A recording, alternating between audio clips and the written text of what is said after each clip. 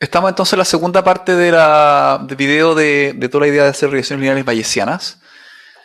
Entonces tenemos nuestro modelo de altura que queremos modelar con estos priors de acá. Y esta es nuestra likelihood.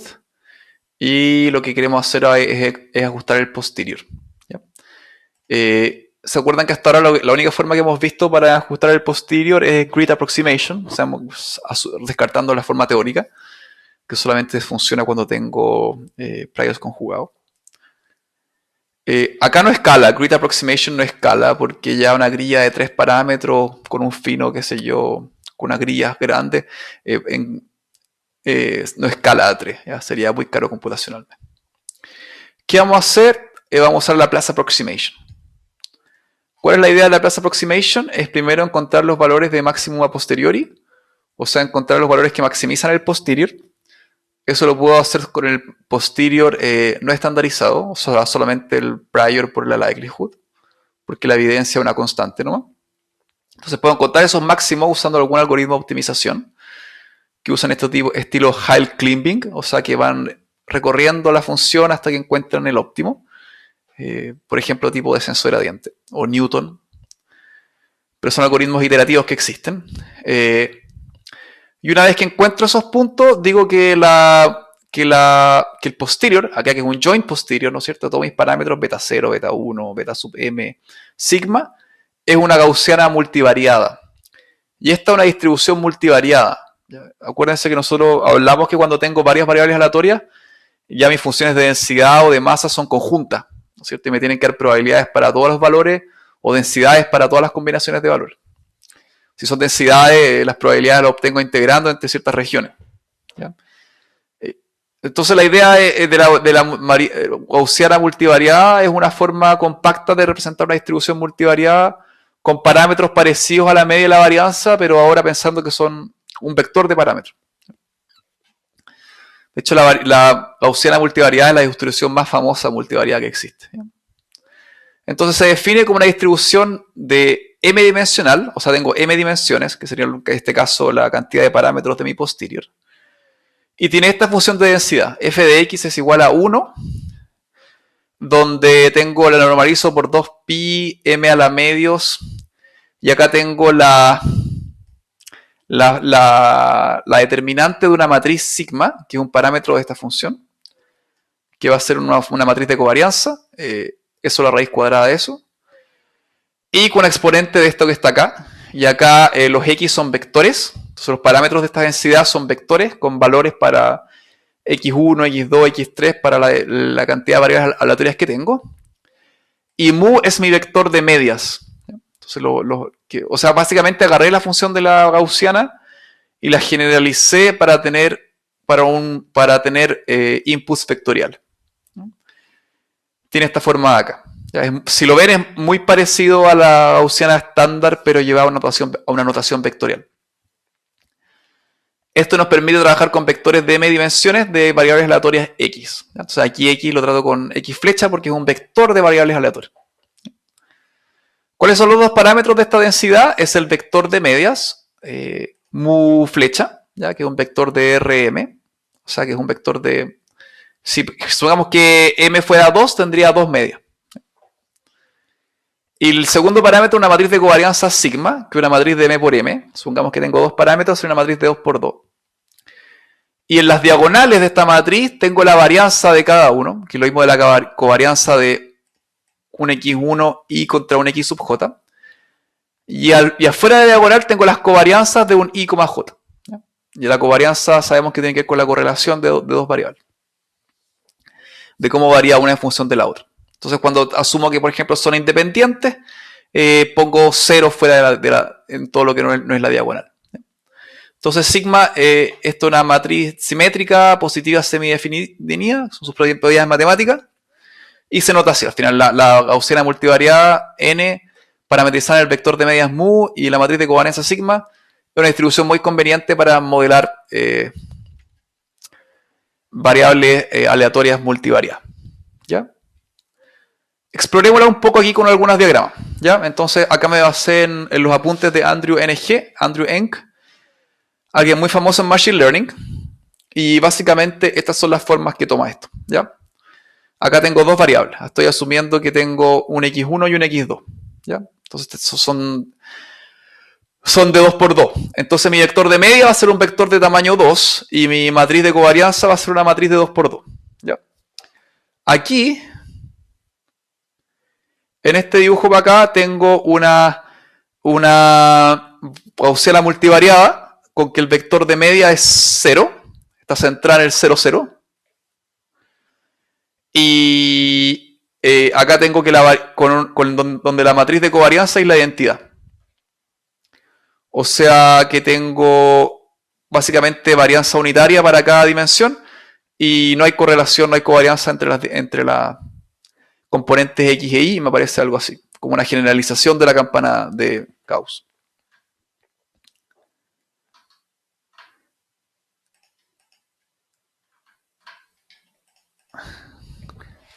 Ya, en la que tengo acá, le achiqué la diagonal por 0.6 y eso me comprimió un poco las desviaciones estándar. Y a la derecha le puse 2 veces por la identidad a la matriz de covarianza y eso me la achata un poco, ¿ya? Porque tengo más varianza. Entonces cuando sigma se hace más grande, la gaussiana se vuelve más dispersa y cuando es más chica se vuelve más comprimida. Ya, eso fue jugando con los valores de la diagonal, asumiendo que sigma era la identidad. En este de acá, que sería equivalente a lo que teníamos acá. Pero ¿qué pasa ahora si le pongo cosas en la diagonal? Por ejemplo, si le pongo que las variables tienen una covarianza 0,5, mi x1 con mi x2. En ese caso, se me achata a la diagonal, porque están más correlacionadas entre sí las componentes. Y si lo llevo a 0,8, 0,8, aún se achata más en la diagonal. De hecho, si lo llevase a 1, 1 acá, llego básicamente a tener una sola gaussiana en mi diagonal, ¿ya? Univariada. Entonces lo que vemos es que cuando hacemos más grandes los valores fuera de la diagonal, la densidad se vuelve más comprimida hacia el ángulo de 45 grados de esta gaussiana bivariada, x1 y x2. Y tercero, otra cosa que podemos hacer es podemos jugar con mover el vector de media. Acá tengo el vector de medias en 1, 0, acá en menos 0,5, 0, menos 1, menos 1,5, y lo que estoy haciendo simplemente es desplazar esta gaussiana. Desplacé el centro, que es el 0, 0, las desplacé a otras posiciones. Eso conceptualmente es una gaussiana multivariada, y la idea que nosotros hacemos en Laplace Approximation es decir que mi posterior es una gaussiana multivariada. Entonces, el vector mu lo obtengo usando los map, lo obtengo encontrando los valores que maximizan mi posterior. Y la matriz de covarianza, eso es un misterio todavía. Ahora les voy a explicar cómo se hace. Bien breve, porque son cosas más matemáticas. Ya, pues, pero entonces la idea de la Laplace Approximation es asumir que la joint posterior tiene esta forma de acá. O sea que la joint posterior de todos mis parámetros, dados los datos, es una gaussiana multivariada con un vector mu de medias y sigma. ¿Ya? ¿Por qué se hace? Acá me da sobre el libro de Gell-Mann. Gell-Mann es un gurú de estadística bayesiana. Generalmente la Laplace Approximation sirve cuando uno asume que los posteriors son unimodales, o sea que se concentran en una sola parte de las modas y son relativamente simétricas.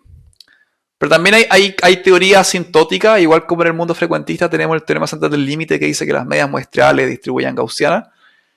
También hay teoría asintótica bayesiana que dice que cuando tengo varios datos, el posterior también empieza a converger a una gaussiana centrada en el map. ¿Ya? Entonces hay cierta teoría que sugiere que la Laplace Approximation es una aproximación razonable. Bueno, el vector de medias mu lo obtengo del valor de map, o sea, tengo que optimizar mi posterior y encontrar los theta map, que eso lo hago con algún algoritmo de optimización. ¿Ya?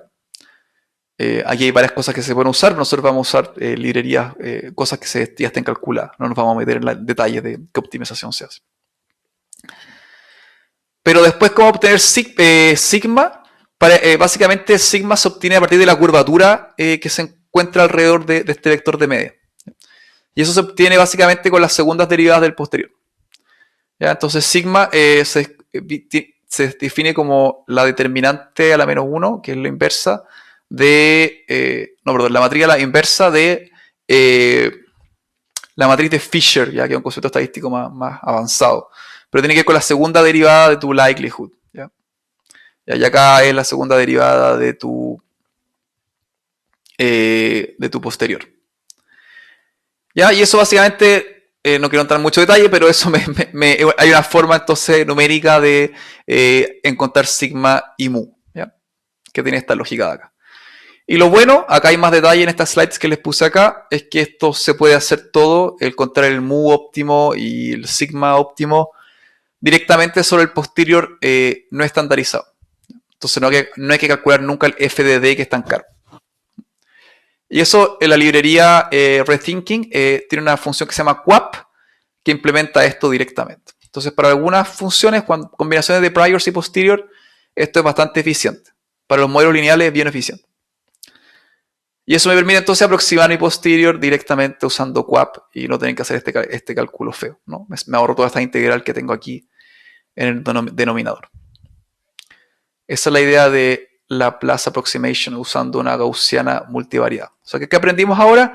Que para los modelos de regresión lineal multivariada bayesiana vamos a usar QAP, que tiene que ver Quadratic Approximation, que es la idea de la aproximación de Laplace, que lo que asume es que tu posterior es una gaussiana multivariada, donde el parámetro mu, flecha, que es el vector de media, se obtiene a partir del estimador MAP, que es lo que maximiza el posterior, y el sigma, que es la matriz de covarianza, se obtiene a partir de la curvatura del posterior.